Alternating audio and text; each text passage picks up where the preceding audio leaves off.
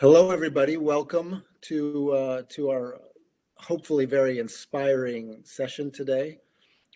Part of our ROI think tank, return on investment of SMART. We're talking about human health, performance, and everything that falls underneath that remit. Talking about asset attraction, war for talent. How do we make sure that the properties that we're putting out there are getting the maximum value for what they are? And how do we use smart technology? How do we use data to inform those changes?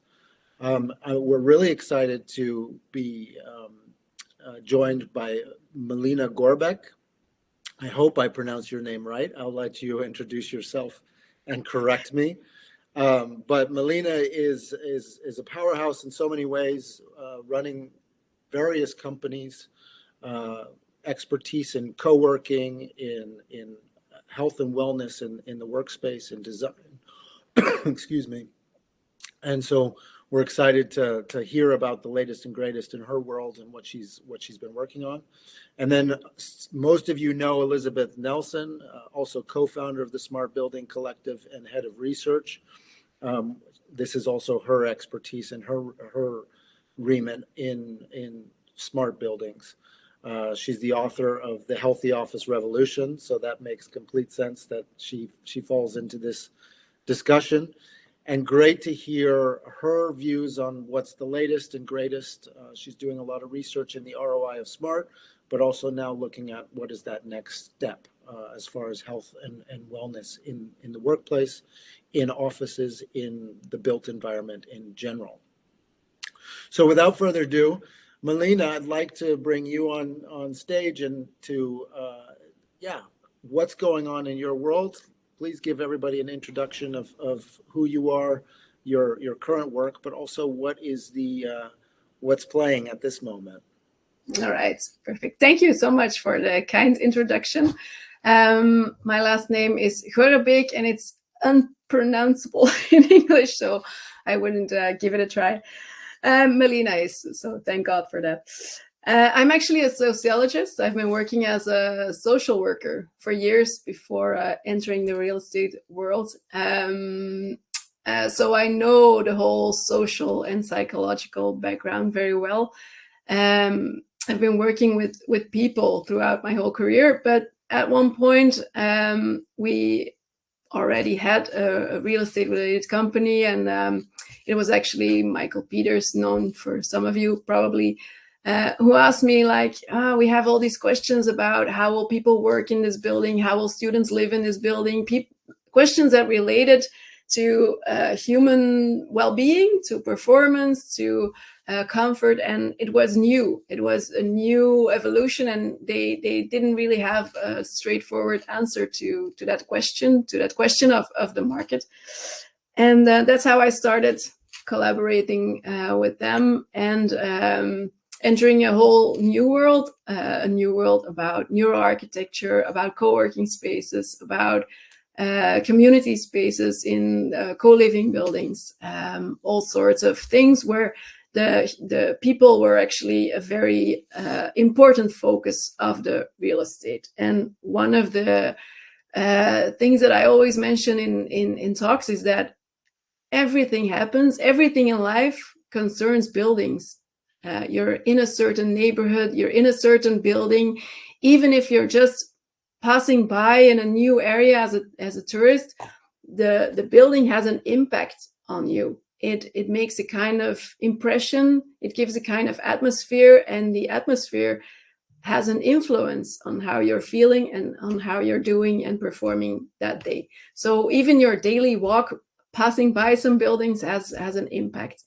And so that's why real estate and human beings are very much connected in my perspective, and why it's such a big focus of what I'm doing. Why specifically co-working spaces? Well, of course, because community is a very important topic. I can combine all these companies doing their own thing, their own missions, having their own stories, watching them grow every day, but also seeing their daily struggles is so interesting. But I can also see how buildings, how they were perceived at the beginning, how they were constructed or thought about by an architect, and how they come to life. And seeing them come to life makes it very interesting to bring all this knowledge back to the design phase for new building projects. Because in my opinion, it's only when a building comes to life after a year, 2 years, 5 years, 10 years that you really feel what the uniqueness is of the building and what we could have done better in the very early design phase. So that's really the ambition, to bring back all this knowledge to new projects. So we're managing a few co-workings right now. We're actually starting a new one in Antwerp, so that's really exciting. And I'm working on various social value projects in the ESG context. We're starting to work on quick scans for social value and helping companies to really detect, real estate related companies, to detect what social value is, because that's of course always the good news. In the beginning, you're all doing good.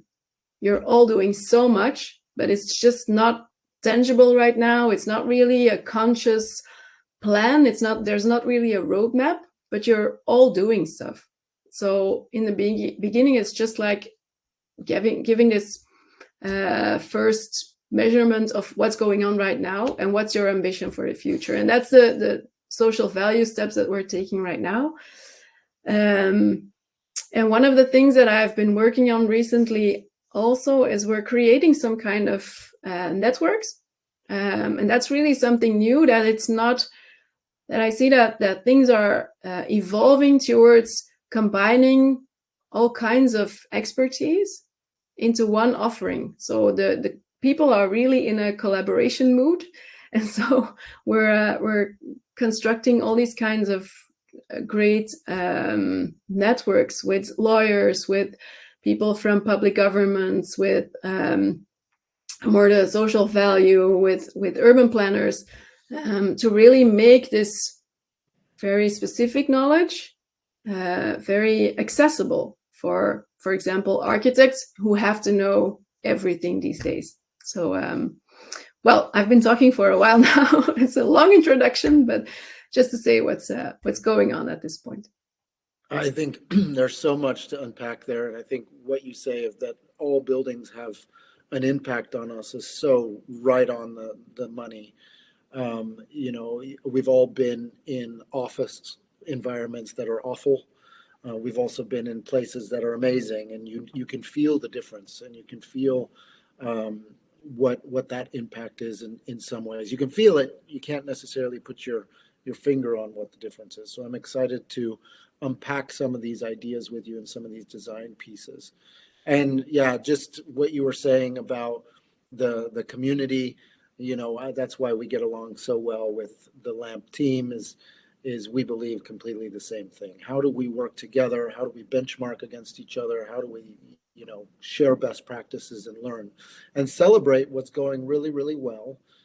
And maybe behind closed doors, focus on the areas of opportunity and things that we want to change. So we're completely aligned there. And welcome, and thanks for being here. Elizabeth, do you want to give a brief introduction of you and your work, but also what's playing at the moment? Yeah, how do I follow Melina's? That was a hard act to follow, but yeah, I think I'll highlight a few things because I think people in this community know me pretty well. My work has always been on health in the workplace, looking at how do we change the spaces, how do we take the responsibility off of the individual or just their mental state. Can we do things in our spaces to help a population that has a rising burnout crisis, high turnover, a lot of loss of high performing workers, a lot of loss with women and underrepresented groups, but that drive to all work together and that desire for us to do that. I've done large research studies for a very long time now, looking at how do we change things in the office? How do we change structures for people? And how do we have people embrace their uniqueness? And the more that my research develops, the more I realize that we need to focus on the unique individual. So part of what I'm talking about with Melina, and we're colleagues, so I'm happy about that. We're doing some projects where we're looking at, you know, what she was talking about, the social value. Can we tap into aspects that better represent the population? And even what I think is funny, or funny is the wrong word, I think when we look at helping those who maybe aren't as well represented, it actually helps people who we think we're taking care of, but probably not to that same extent. So one of the big things with my research is, how do we help people who really need it and end up helping everyone? And also because we're in real estate in a financial way. So is there ways that we've figured out that we can do this a lot better and actually apply it? Amazing. And I think, Elizabeth, just following up, because I think the question springs to mind right away. What are we getting wrong then right now in that process? Oh, can you be more specific? Yeah, okay. So, okay, then we'll shift it a little bit. What is the non-negotiable, the proven ingredients that should be in a space? Can we already say something about that, or is it still in debate? And how far are we in that discovery phase? And I'm going to ask Melina the same question. So, Okay. She'll probably have a better answer than me. But I think first you have to assess how you're using that space. So if you have a return to work mandate, you're already at a huge disadvantage for your population. I would say if you're saying, you know, this is our population, we have this many people who are parents, this many people who are high performers, this many people who are introverts, deep focus activities and work.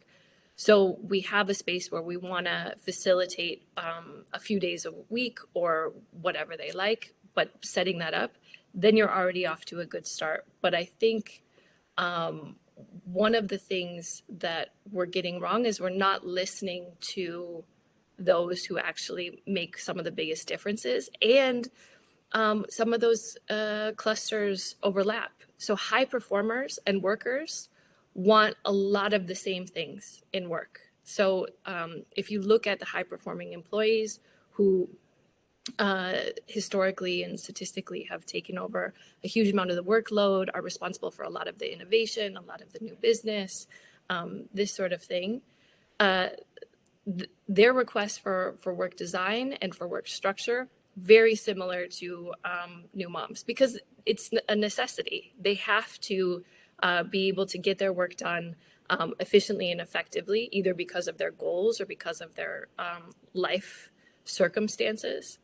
But if you can do that, if you can both have a place where new parents can survive the overwhelming structure of having children, and also have high performers go, yes, I can do this. What an amazing setup to put together. so you're actually seeing those two stakeholders as a bit different parts of the spectrum. Yeah, they're different. They're the same for different reasons, if you can look at it that way. So, or they want the same thing for different reasons. And I think some of the things that we're seeing with the research are often the majority of individuals is very much overcalculated or overrepresented. The majority is usually a minority that's quite loud or quite strong or quite resilient, but the majority of people are not the ones getting to vote in for the design style. So I was talking with a designer recently who has all of their clients coming in asking for, and I want Melina to answer this, but I'll let her answer your question too. Hyper collaborative areas. And they wanted these structures to bring everybody together, have a lot of team building, a lot of work, and so the whole place is hyper collaborative. But the problem is, in order to collaborate, you have to do your own work first, so that you can collaborate as a group often. So how do you over style a space for the result? And is that what you're looking for? Do you want collaboration but maybe not in spaces only? Do you want collaboration to be facilitated through more organic ways of working? And yeah, I'll shut up now. Really interesting. Melina, what is your view when you design spaces and when you consult on these spaces? What is the no-brainer that needs to be in there? What is the the baseline now we work on? And then I'd love to talk about some of the innovation that's coming up. But let's start Yeah, with the baseline. I've had some time to think about the answer, but actually, a specific answer immediately came up. And it's considering the universal design of spaces, let's say the inclusive design. I think, and of course, it's a very wide aspect. Inclusiveness, you have all kinds of people, a huge variety. So in a way, it's almost impossible to create the perfect building. I don't think that will ever be an option to reach perfection. But I still bump into buildings where, for example, a beautiful office building and the top floor is a restaurant or community space, and you can only reach it by stairs. That's some kind of thing that doesn't really. I don't understand how this time of days how this can work. And you see that it's empty. Of course, there are all kinds of initiatives and projects and everything. Everybody's like, after 2 months or even before signing up the contract, they're like, we're not going to use the space because we can't get any food here. People won't bring drinks up till here, and people can't enter the building in a nice way. So it's impossible. And then you can't find a tenant, and then it's empty, and it just costs a lot of money, and it's antisocial. So I can't understand how nowadays this is even an option. So that's a very specific statement. As for the more general answer, I think there are always two kinds of focuses. Let's say we have a very conscious way in experiencing a building. So we're conscious about the temperature in a building, for example. In our office, it can be warm, it can be cold, and we're very aware of the conditions. What we're not always aware of is the impact. So I very often get the question like, can you create a room for collaboration? And then we can set all the parameters right. But there's so much going on, and everything is intertwined with each other. So if you have the perfect building, but your company has bad policy, then people still won't collaborate. So that's a very important connection. And we have the unconscious part, which is about the performance, for example, about being able to focus. And that's something really important, because we can't expect people to be collaborative all day. You need people to be able to rest. You need people to be able to relax in a way. They have to be able to focus at some points, to be able to communicate with others. And that's also, you can do a lot on the unconscious part, but you have to work on the conscious part too, and vice versa. So I think the connection between those two is very important. And of course, the unconscious part is a very there's a lot of research there. There's a lot of knowledge there, but it's really underused at this point. And as much as I'm a fan of stakeholder meetings and questionnaires, and we have to be aware of the fact that people aren't always aware of what's working for them and what's not. For example, my desk is a mess.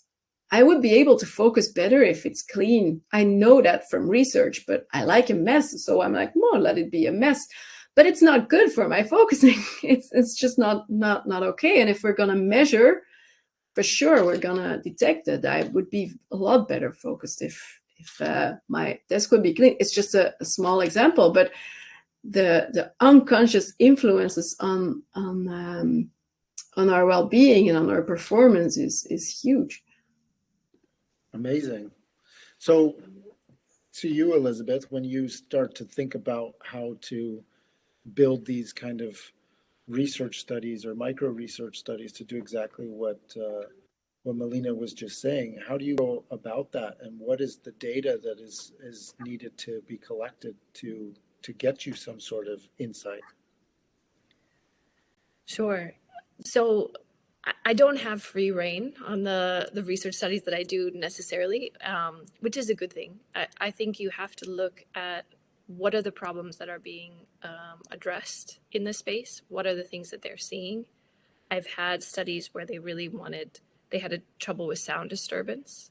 And yeah, they said we either need to buy 5,000 sound canceling headphones or we need to do something about this.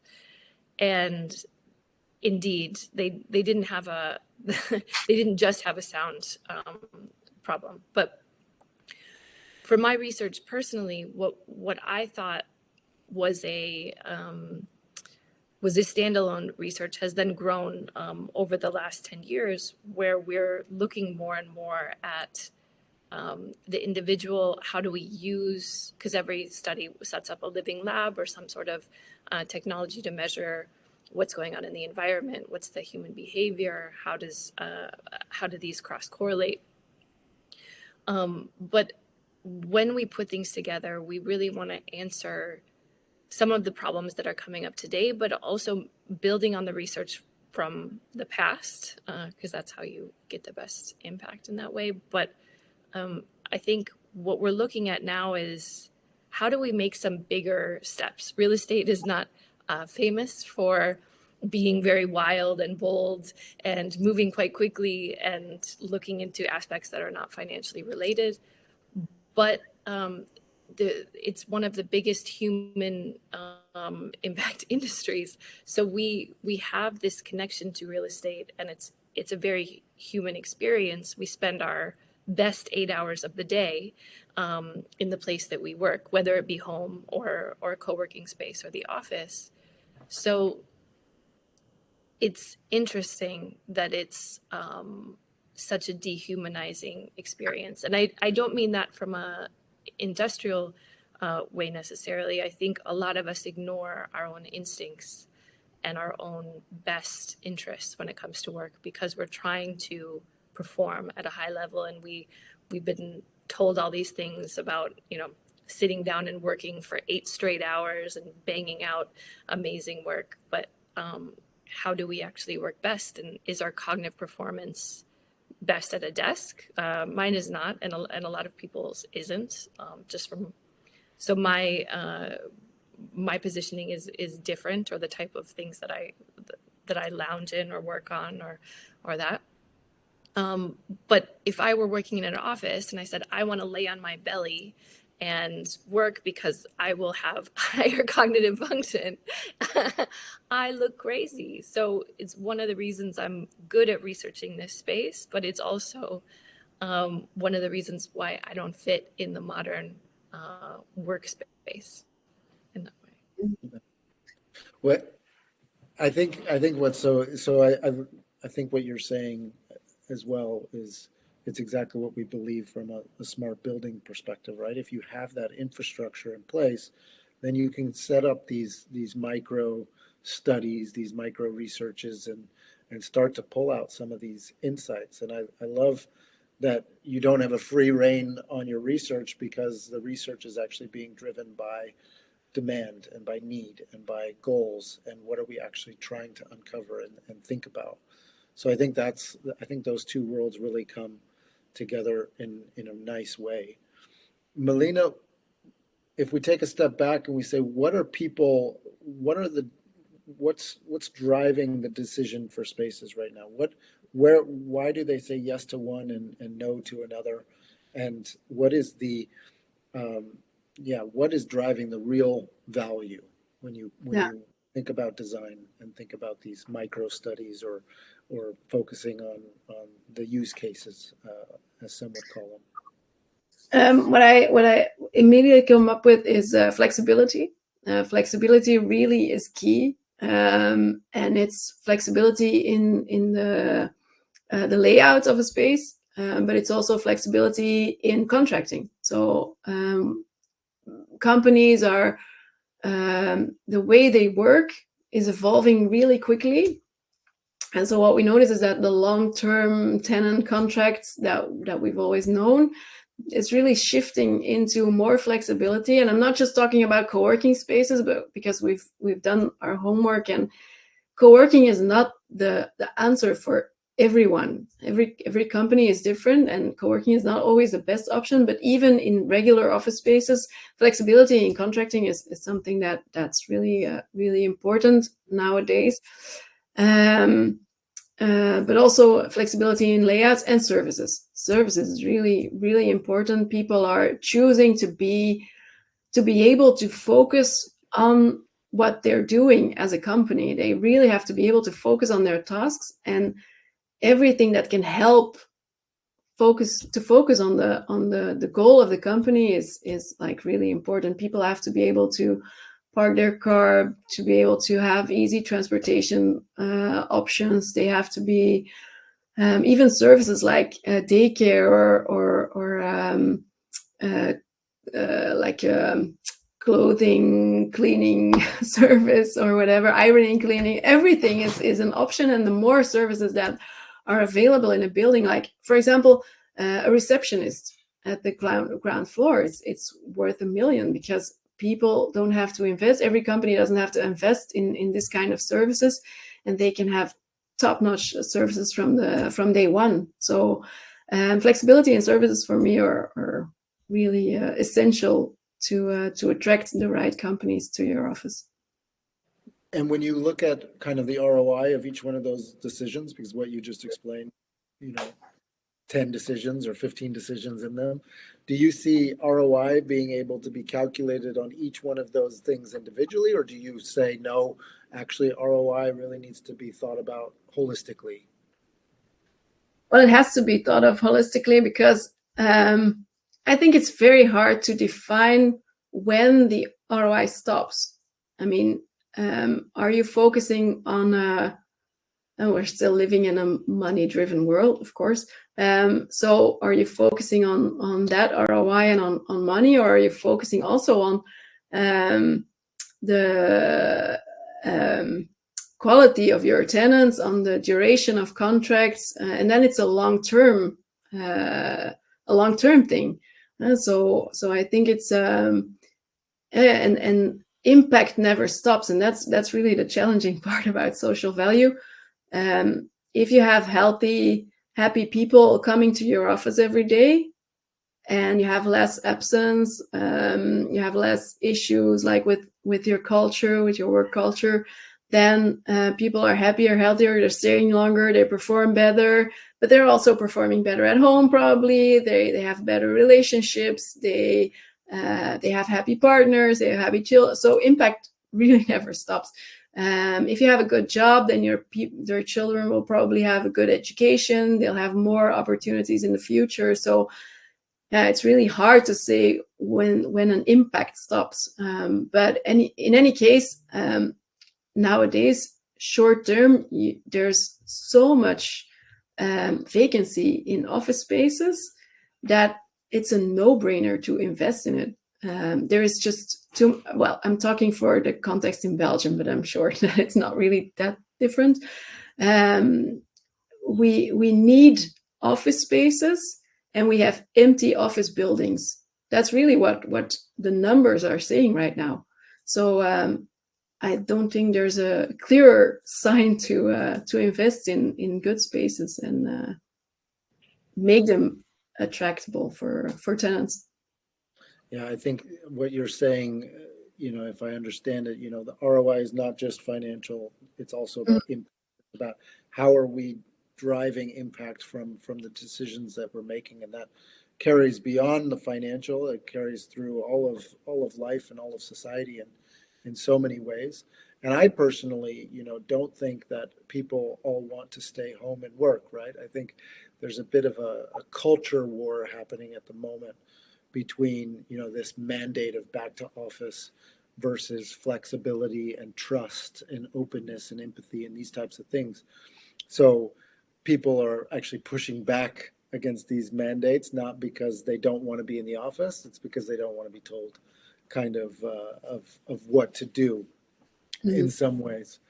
So Elizabeth, to you, if we look at this discussion of ROI, of smart, and what technology to put in, you know, what was so interesting, right? A few years ago, Lamp, uh, Melina's company, was one of the first to do the smart building certification on one of their co-working companies.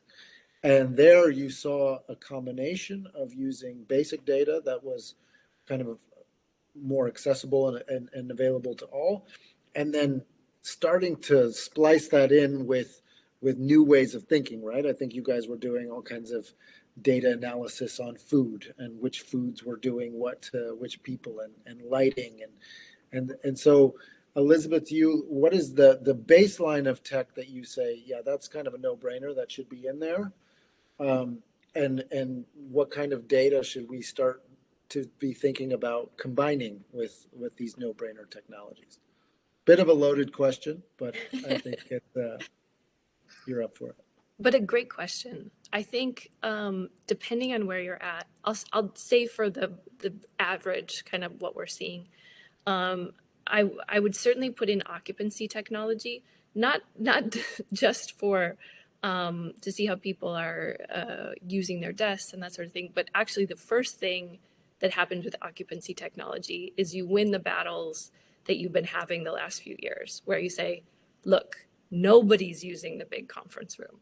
Like, let's officially like kill the idea of the big conference room and let's do something else with this space.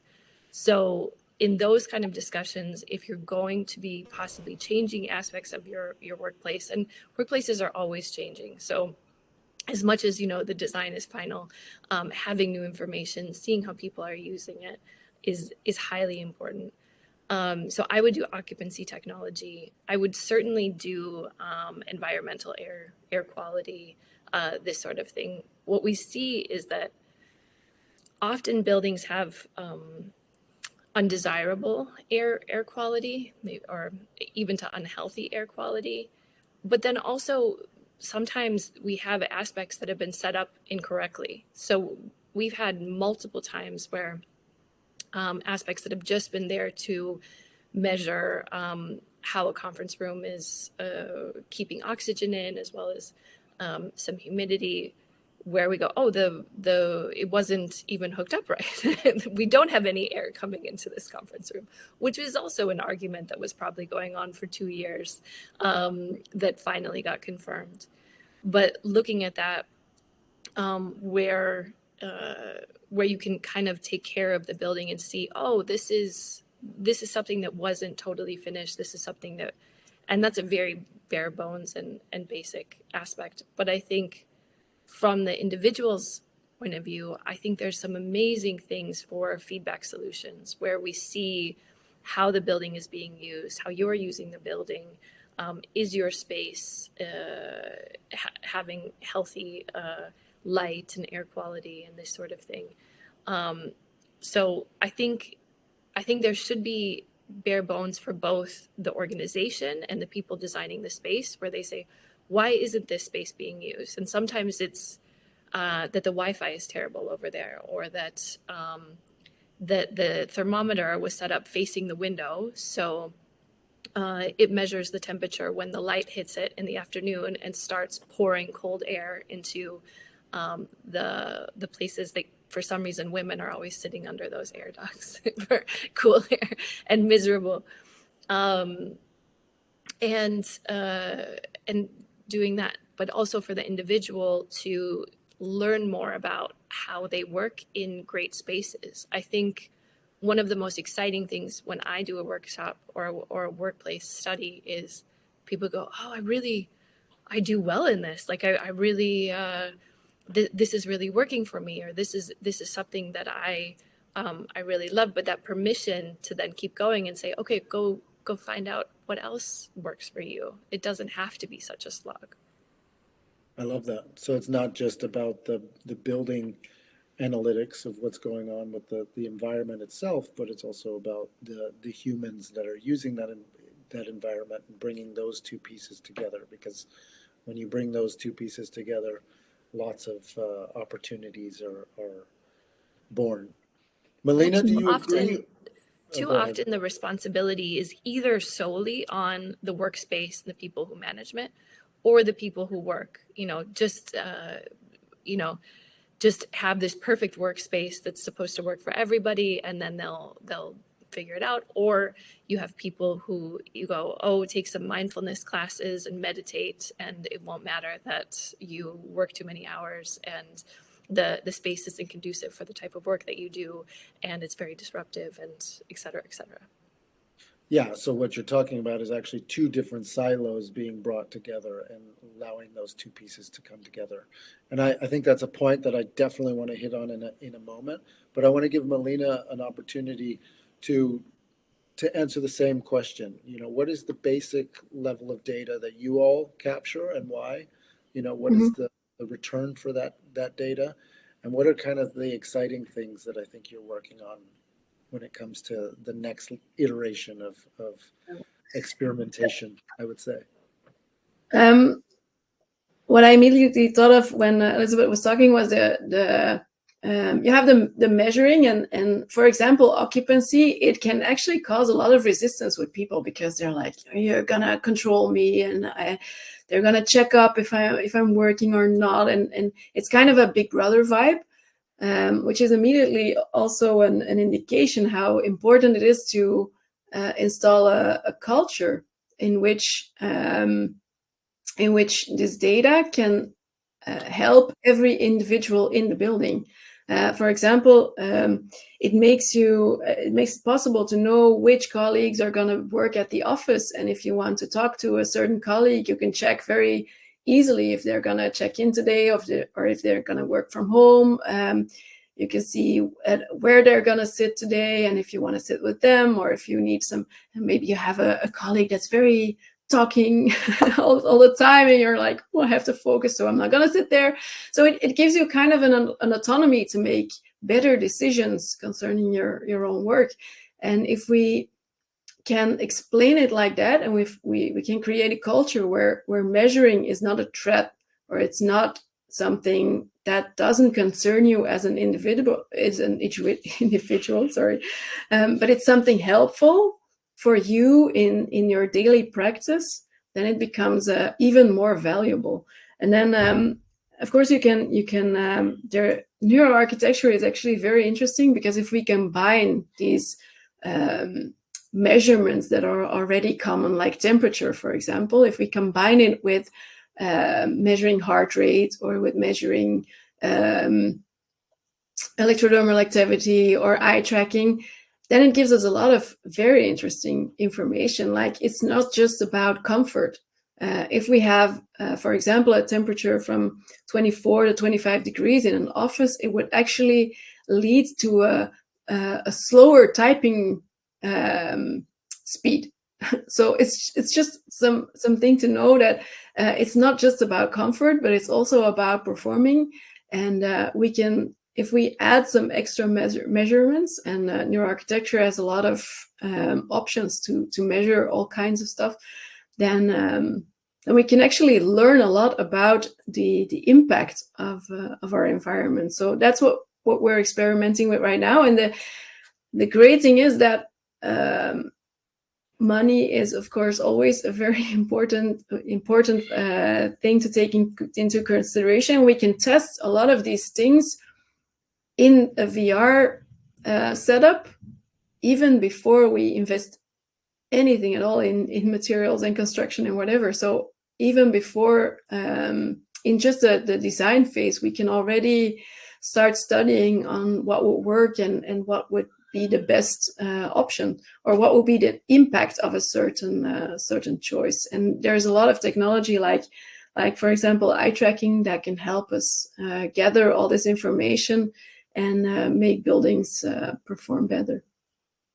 Wow, I love that, and I wanna go towards that human interaction with the data or the technology or the space.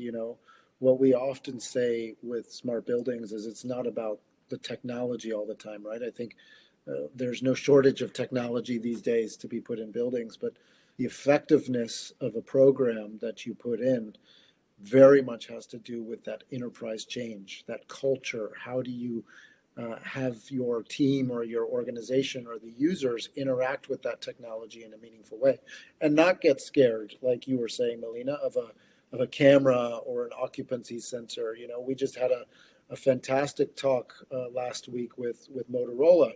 Motorola's got the most phenomenal surveillance technology of cameras, but those technologies can also be used for heat mapping and occupancy management and helping people find each other and these types of things. But of course, people are wary of it, so they want to be conscious of how they implement these technologies into the building. So it's very very sensitive in that way. But to your other point about the usage of data and usage of technology to assess situations and ideas, I think that's brilliant. And Elizabeth, you recently were working on a research or coming up with a research about that neurodivergent of men versus women, right? Like, so to Melina's point on the typing of at 25 degrees it slows down. Isn't there was something you found about men and women, and how if you design for the woman, you're actually going to make the space also acceptable for the man, but the woman's performance is going to go up. Can you say a little bit about that research that you were sharing? Yeah, there's a great scientific study. The article is one of the few that has a good name, good and memorable name. We usually do very straightforward, boring names, but it was Battle for the Thermostat. And what they said was women do prefer a warmer temperature, but women also have a higher cognitive performance at their desired temperature. Men prefer a cooler temperature, but they don't have a higher performance. So they stay stable throughout the different preferences. And it was interesting because I saw a large study recently where they were talking about 18 degrees Celsius was the desirable temperature for workflow, which I thought was very interesting. And a lot of other people said that's a very cold temperature for this. And then the statement was, and we tried to include as many women as we could. So one of the things that's tricky about this is, as we measure, we have to be careful what we're measuring. If we're measuring what temperature men prefer, we're of course going to get a cooler temperature. But then if we get the idea that cooler temperature is conducive with high work performance, then we create a bunch of workspaces that women don't want to stay in because they're freezing. And we go from there. Another thing that's going on right now is we're talking about sustainability, and usually the kind of the male statement is let's not make it so warm in the winter, and the female statement is, well, what about not making it so cold in the summer? So there's multiple seasons where we can be more sustainable with temperature, but when we look at cognitive performance, we have to look at comfort, but also is there an actual output of this? So yes, indeed, many studies have shown that women perform better at their desired temperature, and there are, from what I found, fewer to say that men perform better at their desired temperature in that way. So I think it is interesting in looking at some of the new perspectives, and the workplace was designed by men for men. So it's interesting to then put in people who were never in the workplace only a few decades ago. And how does that change? And how can that actually help men out? Because are there things that women like that men don't know that they like? Or are there things that people who are very sensitive to environments like that we don't know that we like, but we just enjoy being in? We've, like you said, we've been in environments that we really enjoy, but we don't necessarily know why we enjoy them. So how do we lean into those who are really struggling? And that's the perfect thing to lean into. Some people really struggle with this. Maybe there's something there. Maybe I'll like it when we solve that problem. Wow. And I think that it starts to show kind of the beginnings to an equation on ROI of temperature in combination with, the men versus women balance within organizations, combining data and research. And so it's quite a complicated approach to ROI, but in a way, when you do that on temperature level and you also do that for other different data points, you can start to really unlock the potential of a space and unlock the potential of an organization. So, Melina, to you, when you are working with organizations to optimize their space and you are looking at all of the empty space in Belgium, and you're working with organizations to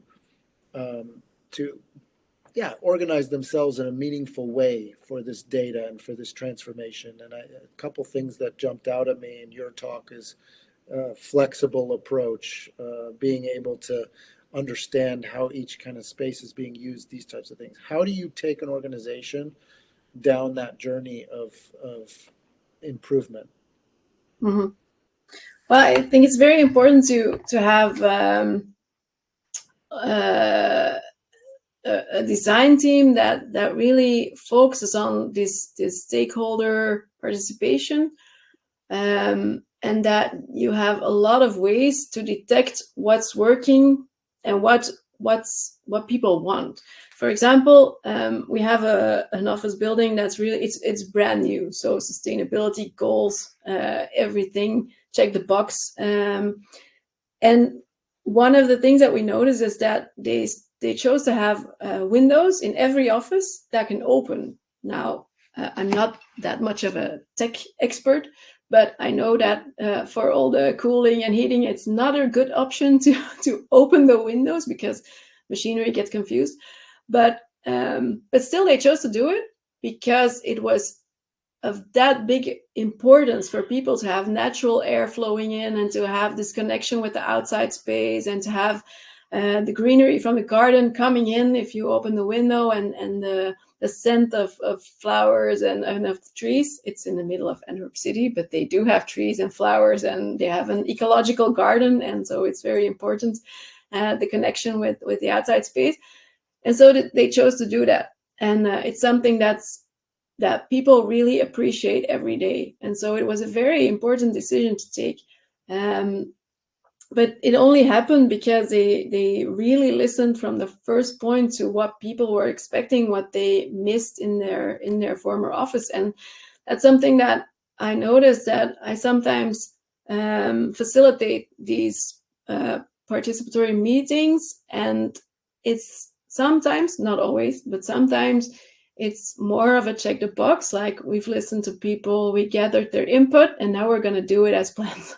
Now we're just going to do our thing. But we let people feel involved. But what you see is that it's killing motivation. It's killing motivation to work. It's killing motivation to participate in any other stakeholder meeting because people are not really doing something with the input.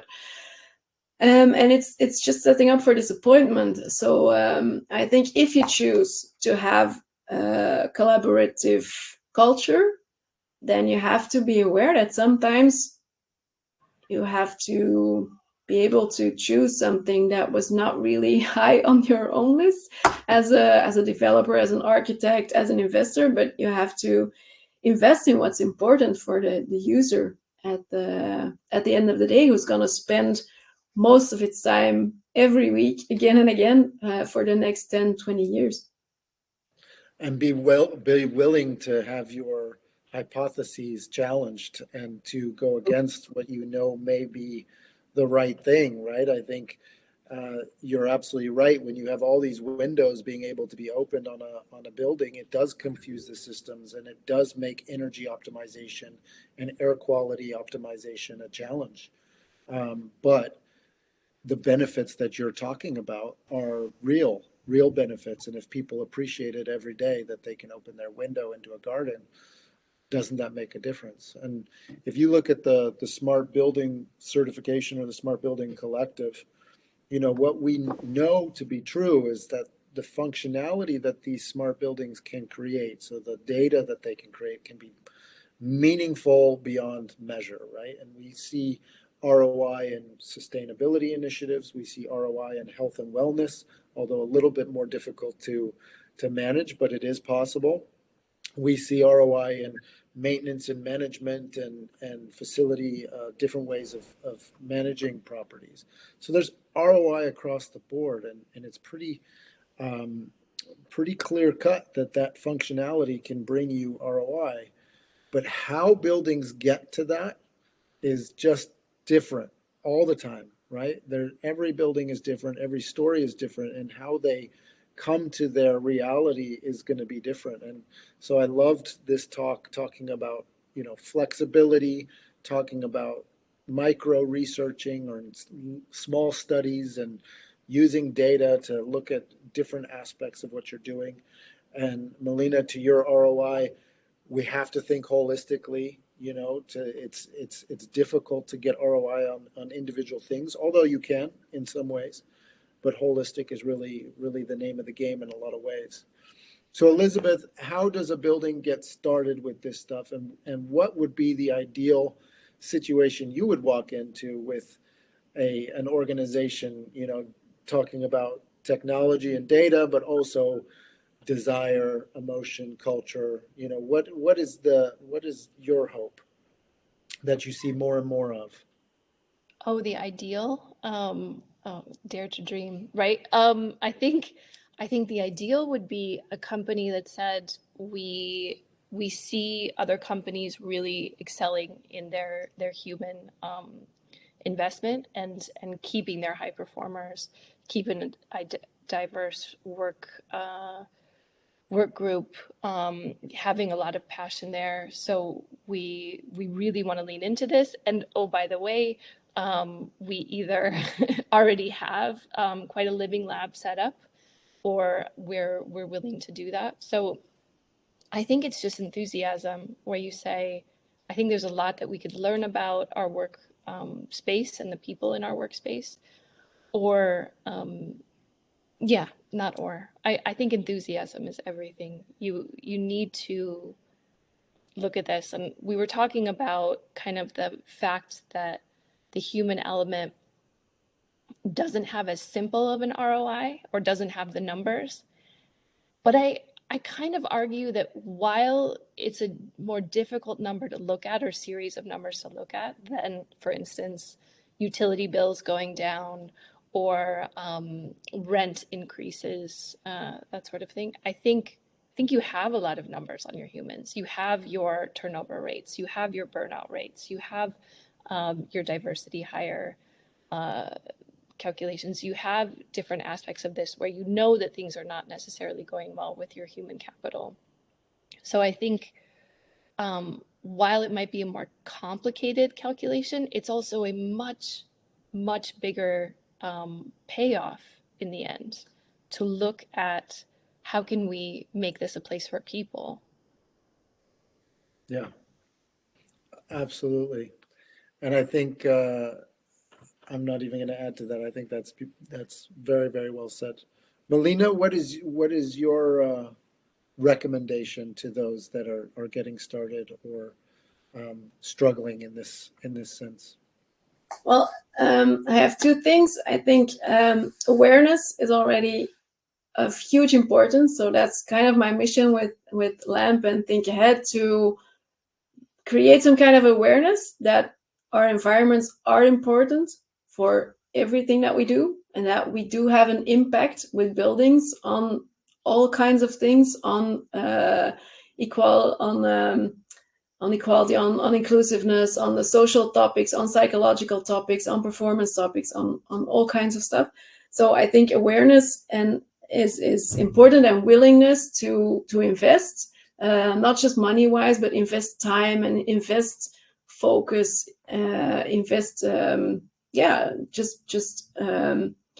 seeing the importance of the relevance of it. I think that's important, and I love to work with companies who have that. They don't have to do anything else, but if that's all right, then I know we're going to get somewhere. And small steps. I mean, we can have all this literature, and we can do so many things with the buildings. And of course, we have to be ambitious, but I think if we think in small steps, then we can create this kind of snowball effect, and then a lot of things can change by just changing on a micro level. And I think that sometimes scares companies. It's going to cost a lot of money. It's going to take a lot of time. It's going to, and that kind of makes them scared to choose this social value and this human science path. But it's really the small steps that count. And I think once that people are aware that they can have impact, that they can achieve things, and that it's okay to start with small steps, then we can just do great stuff. Wonderful. Thank you so much for your time and for being with us today and sharing with us some of the insights that you've come up with. And we love working with you guys, and we can't wait for the next project. Thank you both for being here, and we'll speak to you all soon. Thank you so much for having me. See you soon. Bye-bye.